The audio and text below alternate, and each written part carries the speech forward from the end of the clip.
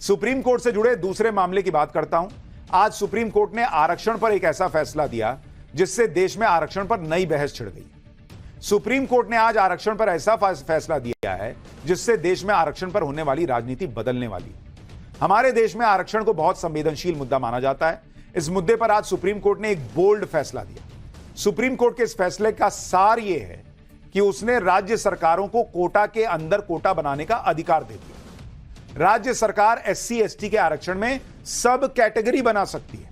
इस फैसले के साथ ही सुप्रीम कोर्ट ने अपना पुराना फैसला भी पलट दिया, जिसमें सुप्रीम कोर्ट ने यह माना था कि एससी एसटी जातियों का समूह है, इसमें शामिल जातियों के आधार पर और बंटवारा नहीं हो सकता। सुप्रीम कोर्ट के फैसले का आधार यह है कि एससी एसटी में भी आरक्षण का फायदा क्रीमी लेयर को मिल रहा है, जबकि एससी एसटी में शामिल अति पिछड़ी जातियों तक आरक्षण का फायदा पहुंच ही नहीं रहा। यानी अब ओबीसी की तरह एससी एसटी में भी क्रीमी और नॉन क्रीमी लेयर का वर्गीकरण हो सकता है। कई राज्यों में ओबीसी आरक्षण को अति पिछड़ा वर्ग में विभाजित किया गया है ताकि जो ज्यादा पिछड़े हैं उन्हें आरक्षण का लाभ देकर आगे लाया जा सके। आरक्षण पर यह बड़ा फैसला सुप्रीम कोर्ट की संवैधानिक पीठ ने दिया है। इस फैसले में जस्टिस बीआर गवई ने जो टिप्पणियां की वो बड़ी इंपॉर्टेंट हैं। जस्टिस गवई ने सीधे सीधे कहा कि एससी एसटी आरक्षण में से क्रीमी लेयर को जरूर हटा देना चाहिए। क्रीमी लेयर का मतलब वो वर्ग होता है जो आर्थिक और सामाजिक रूप से संपन्न होता है।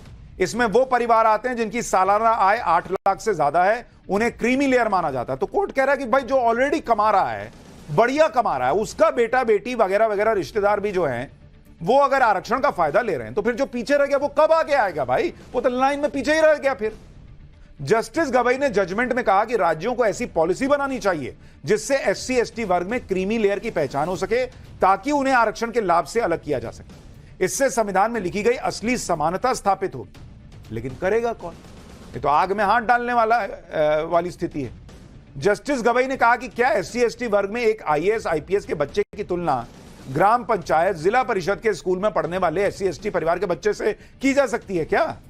आईएएस आईपीएस के बच्चों को मिलने वाली सुविधाएं बहुत अच्छी होंगी, उसके घर में पढ़ाई का माहौल अलग होगा। एक आम तथ्य यह है कि ग्रामीण इलाकों में सामाजिक भेदभाव बहुत ज्यादा होता है और यह भेदभाव शहरों में कम होता है।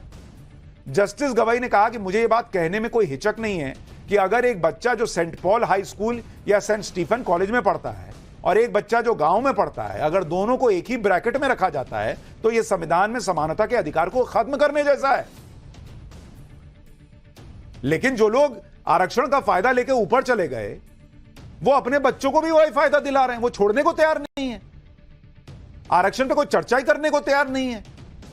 आरक्षण खत्म करने के लिए नहीं कहा जा रहा जिसको जरूरत है उसको तो दो। जो ले लेके आगे बढ़ गया वही लिए जा रहा है, पीछे वाले को आगे ही नहीं आने दे रहा। यहां ध्यान देने वाली बात यह है कि जस्टिस गवई खुद दलित समुदाय से आते हैं और उन्होंने आज इस फैसले में जो बातें कही उसकी बड़ी चर्चा हो रही है। अब आपको इस सुनवाई में शामिल जस्टिस पंकज मित्तल की टिप्पणी के बारे में बताता हूं। उन्होंने भी एक बड़ी अहम बात कही। जस्टिस मित्तल ने तो यहां तक कह दिया कि आरक्षण के पूरे सिस्टम को ही फ्रेश लुक देने की जरूरत है। कई नए तरीकों की जरूरत है जिससे एससी एसटी ओबीसी के अंदर वंचित पिछड़े वर्ग को आगे बढ़ाया जा सके। बहुत वक्त से कोई नया तरीका न लाया गया है न अपनाया गया है। जस्टिस मित्तल ने कहा कि आरक्षण केवल पहली पीढ़ी तक ही सीमित होना चाहिए। पहली पीढ़ी का कोई सदस्य आरक्षण के माध्यम से उच्च स्थिति तक पहुंच गया है तो दूसरी पीढ़ी को आरक्षण का हकदार नहीं होना चाहिए। भाई एक को मिल गया, वो ऊपर गया, उसके बाद सुविधाएं आ गई, वो नीचे फिर बाकी सुविधाएं देगा अपने लोगों को। जो पीछे रह गया उसको अब अगला मौका दो। यही लोग लाइन में आगे खड़े रहेंगे तो पीछे वाला कब आगे आएगा? मेन पर्पस ये है। आरक्षण पर दिए गए अपने फैसले में जस्टिस पंकज मित्तल ने आगे बहुत अहम बात कही जिसकी बड़ी चर्चा भी है। उन्होंने कहा कि जहां तक ग्रंथों जैसे गीता को लेकर मेरी जानकारी है, प्राचीन भारत में जाति व्यवस्था नहीं थी, बल्कि लोगों का उनके पेशे, प्रतिभा, गुणों और स्वभाव के अनुसार वर्गीकरण किया गया था। प्राचीन भारत में जाति व्यवस्था नहीं थी, वर्ण व्यवस्था को गलत तरीके से समझा गया, जबकि वर्ण व्यवस्था आज की जाति व्यवस्था से अलग है। संविधान को अपनाने के साथ ही हमने फिर से जाति विहीन समाज की ओर कदम बढ़ाने की कोशिश की, लेकिन दलित और पिछड़े वर्गों के उत्थान के लिए सामाजिक कल्याण के नाम पर हम फिर से जाति व्यवस्था के जाल में फंस गए। यह आम समझ है कि किसी वर्ग को खुश करने के लिए एक बार जो दिया जाता है उसे वापस नहीं लिया जा सकता। संविधान के तहत आरक्षित वर्ग के लोगों को दिए गए लाभ भी वापस नहीं लिए जा सकते। एक बार दी गई हर रियायत किशमिश गुब्बारे की तरफ फूलती चली जाती है। आरक्षण की नीति के साथ भी यही हुआ। आरक्षण के क्रियान्वयन से जातिवाद फिर से पनपता है। आरक्षण ओबीसी, एससी, एसटी की स्थिति को बेहतर बनाने या मदद करने के तरीकों में से एक है। जो कोई भी तथाकथित दलित वर्गों या दलितों या समाज के हाशिए पर पड़े लोगों की मदद करने का कोई दूसरा या बेहतर तरीका सुझाता है, उसे तुरंत दलित विरोधी करार दे दिया जाता है। और यह हो रहा है। आप बोल के देखिए, इतनी सी बात बोल के देखिए कि भाई जो पीछे है उसको आगे आने दो, जिसको एक बार आरक्षण मिल गया उसको साइड करो, या आरक्षण का लाभ मिल गया उसको साइड करो। बाप रे बाप, लोग एकदम आपके पीछे पड़ जाएंगे। ऊपरी जाति के हो, अच्छा इसलिए ऐसा बोल रहे हो, अरे दलित विरोधी हो। यही आज कोर्ट में जज ने भी कह दिया कि जरा सा कोई कुछ नया फ्रेश बोल दे तो लोग पीछे पड़ जाते हैं। यहां एक बात यह भी समझना जरूरी है कि कोई भी राज्य सरकार अपने मन मुताबिक कोटा के अंदर कोटा की व्यवस्था नहीं कर सकती। उसे दो चीजों का ध्यान रखना होगा। पहला यह कि एससी एसटी में किसी एक जाति को 100% कोटा नहीं दिया जा सकता। दूसरा यह कि एससी एसटी में शामिल किसी जाति का कोटा तय करने से पहले उसकी हिस्सेदारी का पुख्ता डेटा होना चाहिए। सुप्रीम कोर्ट यह भी कह रहा है कि राज्यों के फैसले को रिव्यू भी किया जा सकता है। आरक्षण पर सुनवाई के दौरान आज इंडी गठबंधन का वो एजेंडा भी ध्वस्त हो गया जिसमें वो पीएम मोदी को आरक्षण विरोधी बताते हैं, क्योंकि आज मोदी सरकार ने ऑन रिकॉर्ड सुप्रीम कोर्ट में यह साफ कहा कि वो एससी एसटी में सब क्लासिफिकेशन यानी उप वर्गीकरण के पक्ष में। यानी नरेंद्र मोदी सरकार ने कोर्ट में यह कहीं नहीं कहा कि वो आरक्षण खत्म करना चाहते हैं आरक्षण के खिलाफ। वो कह रहे हैं कि भाई जो क्रीमी लेयर है ठीक है, बाकी लोगों को फायदा मिले, दूसरे उसका वर्गीकरण हो, कोटे में कोटा हो, इसके साथ सरकार खड़ी है, आरक्षण के खिलाफ नहीं है।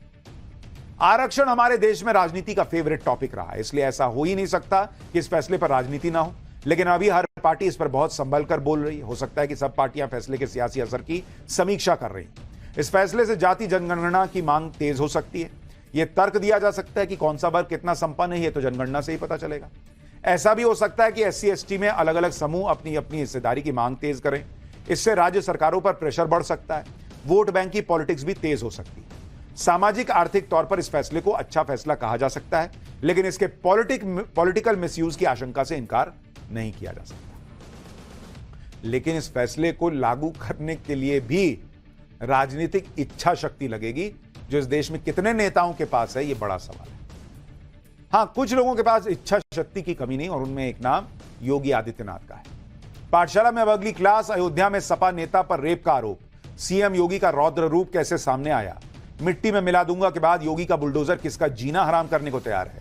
और सीएम योगी ने सुनाई ऐसी कहानी, खटाखट वालों की पॉलिटिक्स कैसे सफाचट हो गई। अब इसका जानिए।